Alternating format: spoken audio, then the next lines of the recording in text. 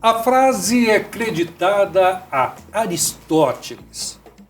Qualquer um pode zangar-se. Isso é fácil. Mas zangar-se com a pessoa certa, na medida certa, na hora certa, pelo motivo certo e da maneira certa. Isso não é fácil. Bem-vinda, bem-vindo ao Comunidade do Conhecimento, que a partir deste momento está no ar pela Rádio e TV Universitária Unicesumar. Este programa tem o intuito de levar até você informação, conhecimento, entretenimento, comportamento, bem-estar, atualidades e importantes assuntos para o seu crescimento pessoal e profissional. Para conversar conosco sobre inteligência emocional, trouxemos Emilena Silva, que atua há 35 anos na área educacional e saúde, com projetos de consultoria empresarial, mentoria de executivos, mentoria de carreira, treinamentos e atendimento clínico. Convidada já anunciada, me resta também convidar você para que permaneça conosco e que os assuntos abordados possam lhe trazer e nos trazer também auxílios sempre. O Comunidade do Conhecimento volta logo após a nossa vinheta.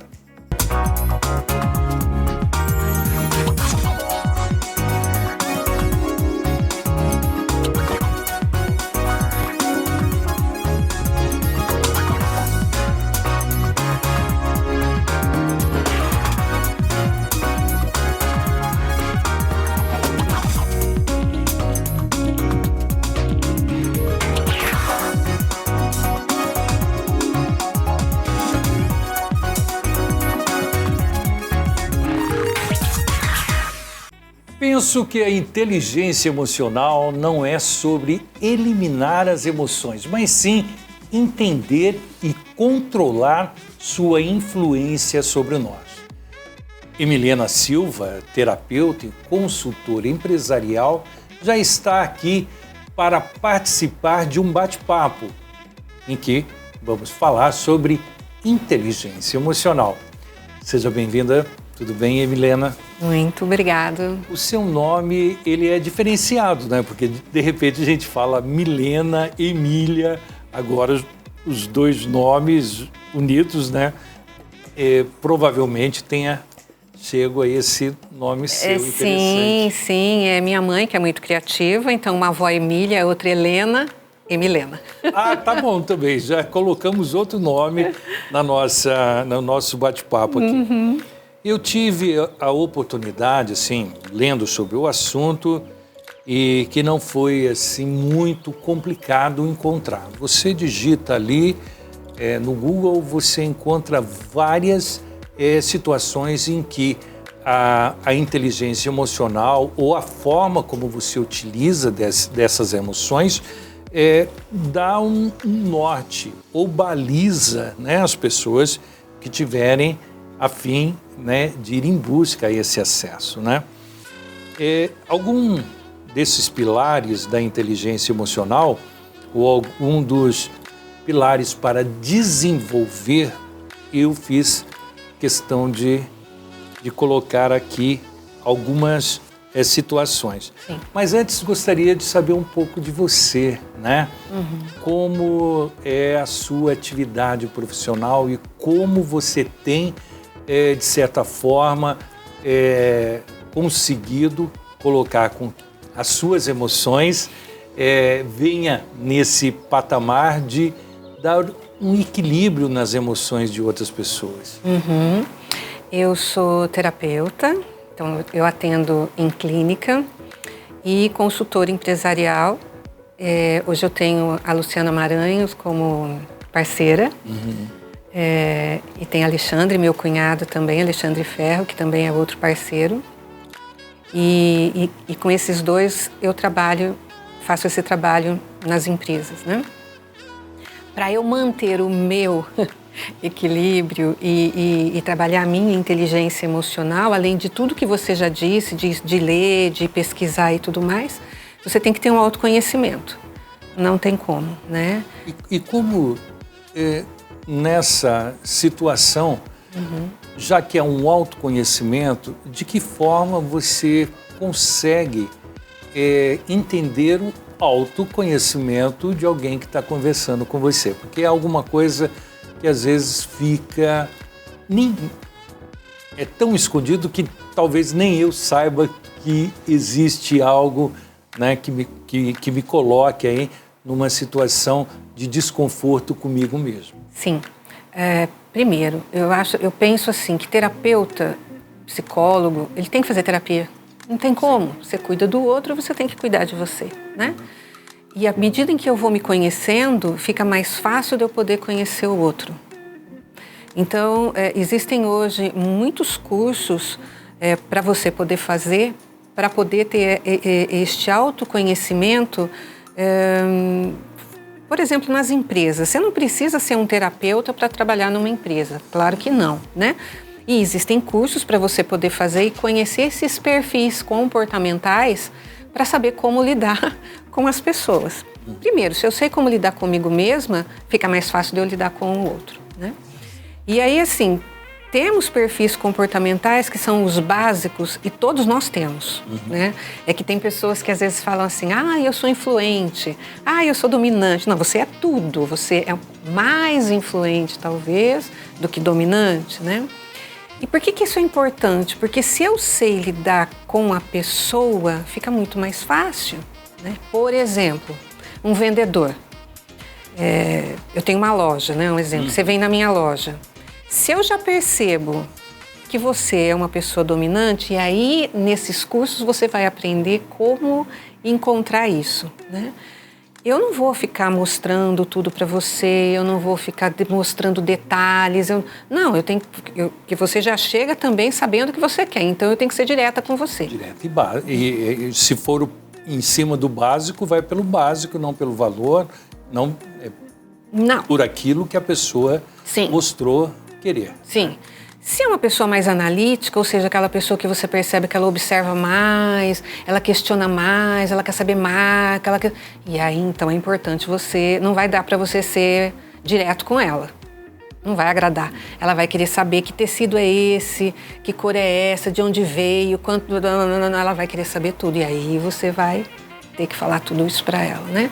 Então, porque hoje em dia...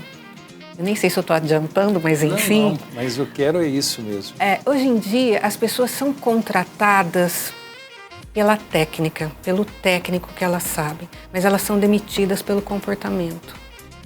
Então, se eu não sei me comportar também no lugar onde eu estou, com os meus pares, com os meus parceiros, com uma hierarquia que existe numa empresa, isso não é só na empresa, né? Isso dentro de casa também é assim, na família, né? Então, se eu não sei me comportar, eu vou ter muito sofrimento. O excesso de zelo no comportamento também ele é prejudicial. Também.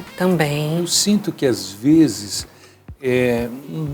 no dia a dia, né, a forma como, olha, eu vou lá conversar com tal pessoa, eu tenho que me portar assim, o outro eu tenho... Então parece que há uma máscara que é tão prejudicial para a gente, né, para nós, e quando você observa isso numa pessoa também. Sim, por isso que a inteligência emocional ela é importante, porque eu vou conhecer os meus sentimentos e emoções. Olha, me fez lembrar agora uma historinha, assim, que estava o chefe da tribo, né, e o menino, e ele pergunta, não é bem assim, vocês não me cobrem, mas eu estou querendo chegar numa pergunta. E ele pergunta, vô, me explique o mundo. E ele diz assim, o mundo é como se dois lobos estivessem em constante guerra. Tem o lobo bom e o lobo ruim. E eles ficam constantemente em guerra. Aí o menino pensou bem e falou assim, vô, mas quem vence? Você sabe dessa? Sei. Vence aquele que você alimentar mais.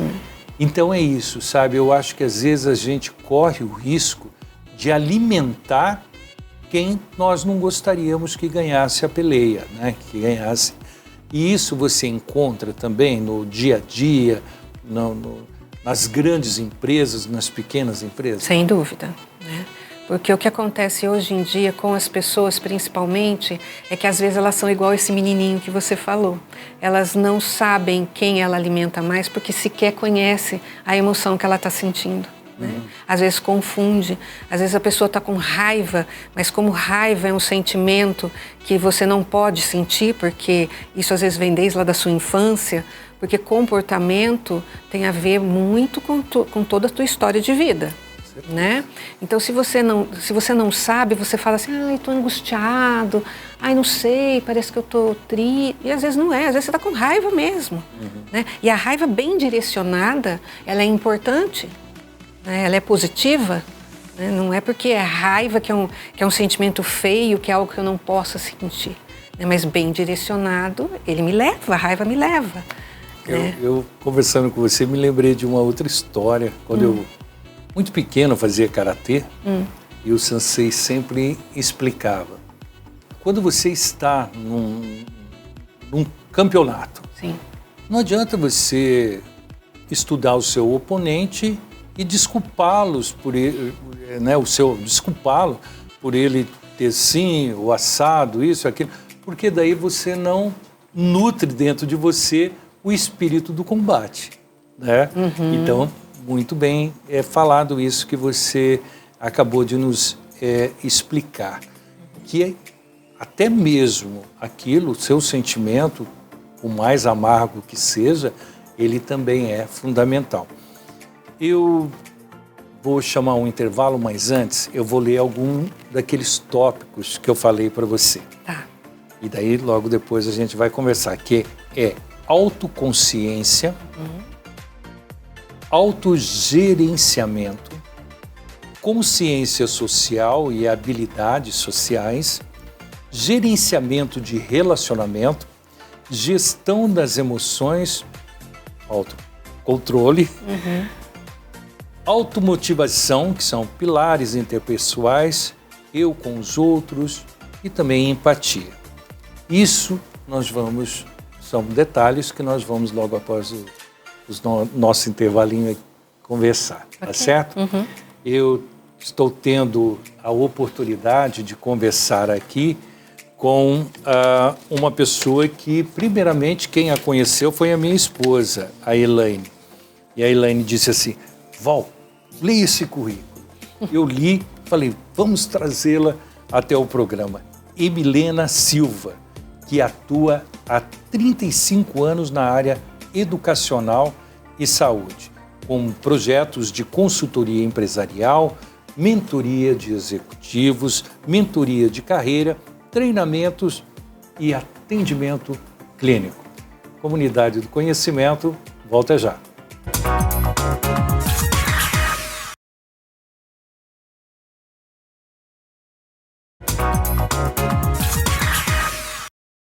O Comunidade do Conhecimento está de volta pela Rádio e TV Universitária Unicesumar, programa produzido pela Fundação Sesumar.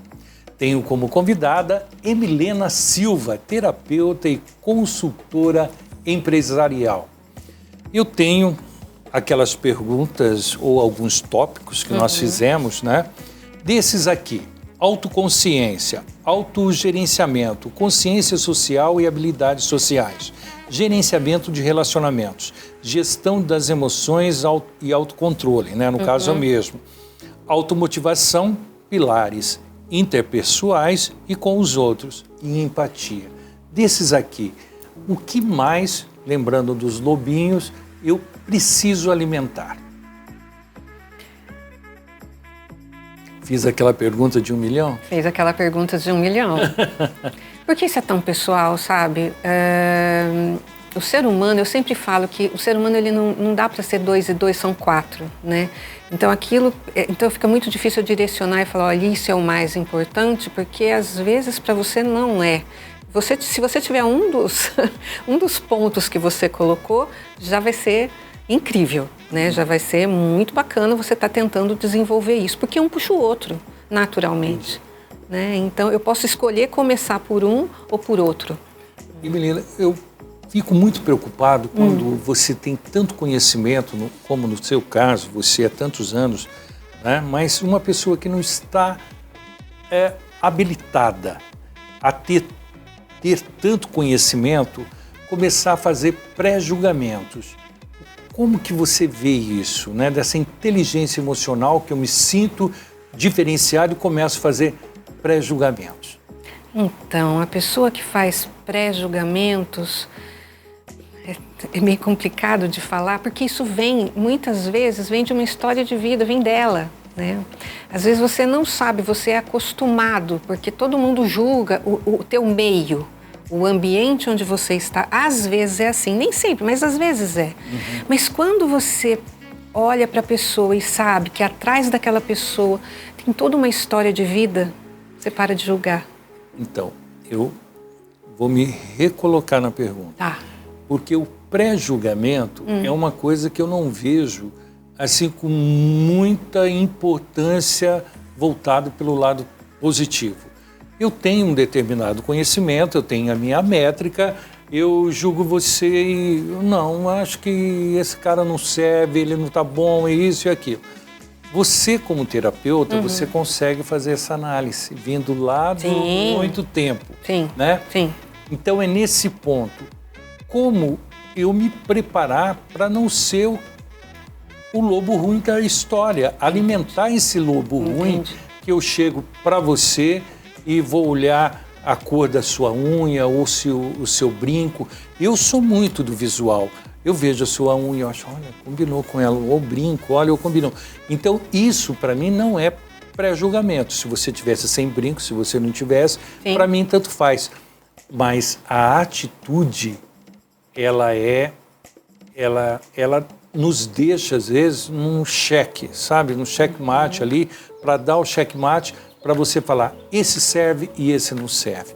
Então, o ponto do terapeuta, de uma profissional como você, dentro de uma empresa, né, é para fazer esse levantamento ou para fazer ajustes? É mais ou menos isso que eu gostaria de perguntar. Você faz os levantamentos e você faz ajustes também, né? O julgamento ou pré-julgamento, muito difícil a pessoa que não faz. Muito difícil. Todos nós fazemos, né? Ainda mais se tiver... E esse julgamento ou pré-julgamento, ele tem muito a ver com os valores que eu tenho. Então, por exemplo, você está me dizendo que você é uma pessoa que observa o brinco, observa... Tem pessoas que isso vai passar batido para ela. Mas você entende que isso não coloca você como uma pessoa... boa ou ruim. Isso é uma coisa minha. Né? Eu gosto do seu óculos, eu gosto. E isso me traz um determinado prazer. Sim. Tá? Se eu tivesse que trabalhar com você, é uma satisfação. Que nem eu venho aqui, trabalho com o Paulo, trabalho com o Gustavo, com a Heloísa, com a própria minha esposa, quando venho aqui. Então, eu tenho um prazer. Mas tem coisa que não me dá isso, sabe? Mas não diz respeito a essas observâncias. Isso. Diz respeito, me desculpe, mas a comportamento. Com certeza, sim, sim. E é aí que entra a inteligência emocional. Exato. Né? Para você saber que o outro é o outro, você é você, e como é que eu vou me relacionar com esse outro, ele sendo tão diferente de mim. E é isso que falta muito hoje, não só nas empresas, sabe? Isso a gente vê faltando muito na humanidade mesmo. A gente tem visto, principalmente nas mídias, a intolerância, se não for do meu jeito, não dá para ser de jeito nenhum. Né? Então, esta inteligência, quando a gente fala de inteligência emocional, nós estamos falando exatamente disso. Né? De eu entender que eu sou este ser e você é esse. Vai ter coisas em você que eu não gosto, assim como tem coisas em mim que você não vai gostar, mas como é que nós vamos poder conviver juntos? Aí que entra a inteligência emocional. Tem que viajar, colocar a pessoa num chevette e ir daqui a Curitiba. Minha avó dizia que se você comer 1 quilo de sal com a pessoa... Ainda pode ser que ajusta, né? Tenha o ajuste. Mas me fale um pouco de que forma as pessoas te contratam, pedem auxílio a você e de que forma isso pode, num conjunto de uma empresa, ter realmente uma melhoria. Logicamente, se alguém entrou em contato com você, mas o que isso repercute? É investimento, é despesa, é gasto? A pessoa sempre pensa em gasto. Mas isso não é só a empresa, não. As pessoas, a pessoa física, quando ela pensa em fazer terapia, às vezes ela também fala, nossa, mas... Ela não entende que isso é um investimento nela, na vida dela, né? E que muitas vezes na nossa vida nós temos que fazer opções. Sempre para eu ter alguma coisa, muitas vezes eu vou ter que abrir mão de outras. E na empresa é assim também, né? Então as empresas me procuram normalmente voltadas à área de pessoas, sempre. Então, mas elas procuram você ou uma empresa que tem... Você, no início, falou que trabalha com algumas pessoas. Uhum. Isso me faz entender que essas pessoas também são contratadas ou não? Sim.